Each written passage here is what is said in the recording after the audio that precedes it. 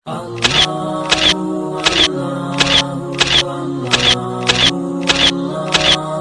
جو کنسیپٹ ہے نا کہ پیری مریدی کا، مرید جائیں 1000 لاکھ 2 لاکھ پیر صاحب کی گود میں جا کے رکھ دیں، پیر صاحب کے واہ میرا مرید ہے بڑا چنگا ہے جی، یہ پیری مریدی کا کنسیپٹ نہیں ہے۔ ہاں پیر سخی ہوتا ہے، لیکن کوئی مرید پیر کو دے تو پیر کا کام ہے کہ امیروں سے لے کے غریبوں میں تقسیم کرے، بجائے کہ اپنے بینک بیلنس بنائے، اپنی کوٹھیاں بنگلے اور بڑی بڑی گاڑیاں رکھے۔ یہ پیری مریدی کا کنسیپٹ نہیں ہے۔ پیر سخی ہوتا ہے، اگر کوئی مرید پیر کو آ کے دے دے تو پیر کی سخاوت یہ ہے کہ امیر مرید سے پکڑے اور غریب مرید کو جا کے دے دے، تاکہ یہ نظام چلتا رہے، کوئی پریشان نہ ہو۔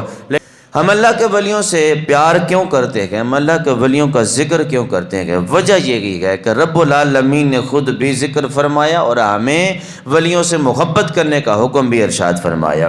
اور ہم اس لیے بھی اولیاء کاملین کا ذکر کرتے ہیں کہ یہی اولیاء کاملین ہیں جن کے صدقے سے ہمیں جنت ملے گی، یہی اولیاء کاملین ہیں جنہوں نے ہمیں سیدھی راہ پر چلایا، یہی اولیاء کاملین ہیں جن کے ساتھ نسبت قائم کرنے سے رب رسول کی رضا حاصل ہوتی ہے، یہی اولیاء کاملین ہیں جن کا چہرہ دیکھ کر رب یاد آ جاتا ہے، یہی اولیاء کاملین ہیں جن کو دیکھ کر 90 لاکھ کافر کلمہ پڑھ کے مسلمان ہو جاتے ہیں، یہی اولیاء کاملین ہیں۔ اسی وجہ سے ہم ان اولیاء کاملین سے محبت کرتے ہیں، ان کا ذکر کرتے ہیں۔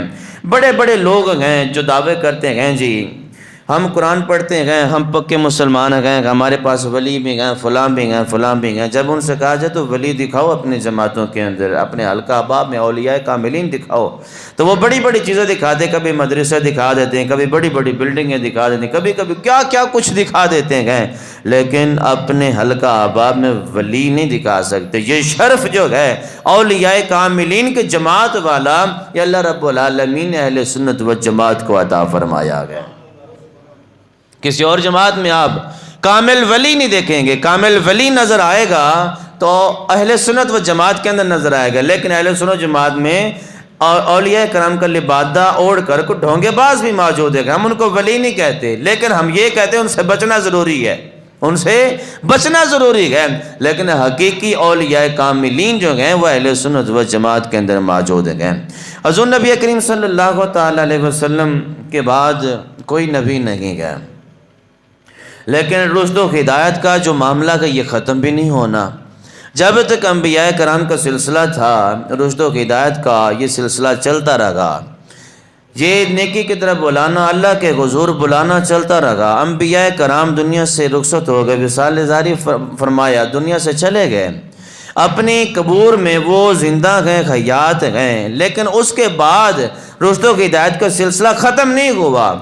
انہی امتوں کے اندر اولیاء کاملین جو تھے اسی سلسلے کو چلاتے رہ گئے، رشد و ہدایت کے سلسلے کو چلاتے رہ گئے۔ حضور نبی کریم صلی اللہ تعالی وسلم پر جو نبوت کا معاملہ تھا وہ سارا ختم ہو گیا۔ اب حضور نبی کریم صلی اللہ تعالی علیہ وسلم کی امت کے اندر جو ولی ہیں، اب ان کی ذمہ داری ہے، اب ان کی ذمہ داری ہے کہ رشد و ہدایت کا معاملہ سنبھالیں اور لوگوں کو راہ راست پر چلائیں۔ اولیاء کرام کے پیچھے ہم اس لیے چلتے ہیں کہ یہ وہ جماعت ہے جو راہ راست پر چلانے والی ہے، اہدنا الصراط المستقیم کے راستے پر چلانے والی ہے۔ جب تک اولیاء کاملین کے پیچھے چلتے رہیں کہ اہدنا الصراط المستقیم کا راستہ ہمیں میسر رہے گا، جب ہم ان کی دہلیزوں سے ہٹ جائیں گے، ان سے دور ہو جائیں گے، تو پھر اہدنا الصراط المستقیم کا راستہ بھی ہمیں نہیں مل پائے گا۔ اگر ہم چاہتے ہیں کہ اہدنا الصراط المستقیم کا راستہ ہمیں میسر رہے تو پھر اولیاء کاملین کے پیچھے ہمیں چلنا پڑے گا۔ یہی اولیاء کاملین ہے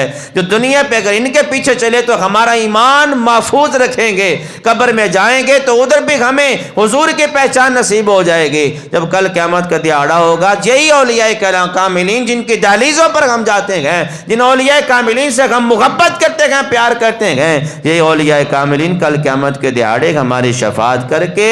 اپنے ساتھ ہمیں جنت میں بھی لے جائیں گے۔ اصل میں حقیقی مقصد جو ہے مرشد پکڑنا، کسی ولی کامل کے پیچھے چلنا، مقصد بھی یہی ہے کہ وہ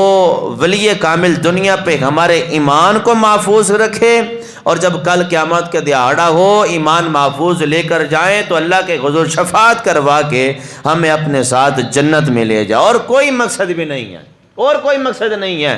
یہ جو کنسیپٹ ہے نا کہ پیری مریدی کا، مرید جائیں 1000 لاکھ 2 لاکھ پیر صاحب کی گود میں جا کے رکھ دیں، پیر صاحب کے واہ میرا مرید بڑا چنگا ہے جی، یہ پیری مریدی کا کنسیپٹ نہیں ہے۔ ہاں پیر سخی ہوتا ہے، لیکن کوئی مرید پیر کو دے تو پیر کا کام ہے کہ امیروں سے لے کے غریبوں میں تقسیم کرے، بجائے کہ اپنے بینک بیلنس بنائے، اپنی کوٹھیاں بنگلے اور بڑی بڑی گاڑیاں رکھے۔ یہ پیری مریدی کا کنسیپٹ نہیں ہے۔ پیر سخی ہوتا ہے، اگر کوئی مرید پیر کو آ کے دے دے تو پیر کی سخاوت یہ ہے کہ امیر مرید سے پکڑے اور غریب مرید کو جا کے دے دے، تاکہ یہ نظام چلتا رہے، کوئی پریشان نہ ہو۔ لیکن آج پیر مریدی کا جو معاملہ ہے سارے کا سارا غلط ہو چکا ہے۔ پیر کہتا ہے مرید آئی جان میری جیب بھری رہے، بس آج پیر کی نظر جو ہے وہ